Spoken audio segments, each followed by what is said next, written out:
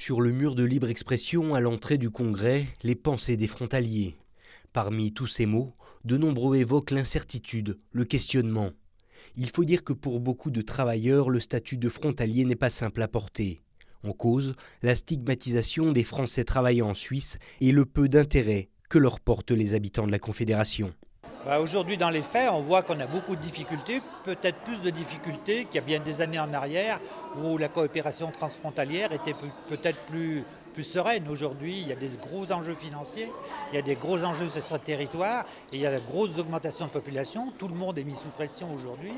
Il y a aussi ce vent de populisme qui souffle en Suisse comme ailleurs, comme en France, comme dans les autres pays européens, ce vent de populisme qui fait du frontalier la bête noire, le mouton noir, alors que le frontalier est au service de l'économie suisse, et que sans le frontalier, aujourd'hui, il n'y aurait pas de développement de l'économie suisse. Si les transports ont bien sûr été l'un des gros dossiers évoqués lors de ce congrès, les prochaines élections suisses restent toutefois très présentes dans les esprits. Car, dépendant du résultat du scrutin, de nombreux dossiers transfrontaliers pourraient bien prendre du retard, voire revenir en arrière.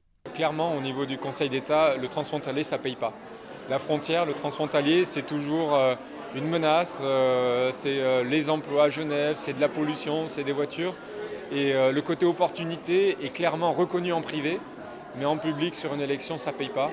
Et il y a des initiatives, des partis genevois qui revendiquent justement, Genevois sans frontières ou d'autres, les Verts, là par exemple, récemment on distribué quelques flyers pour revendiquer le Grand Genève. Pour le reste, les autres, c'est quand même très timide, très timide.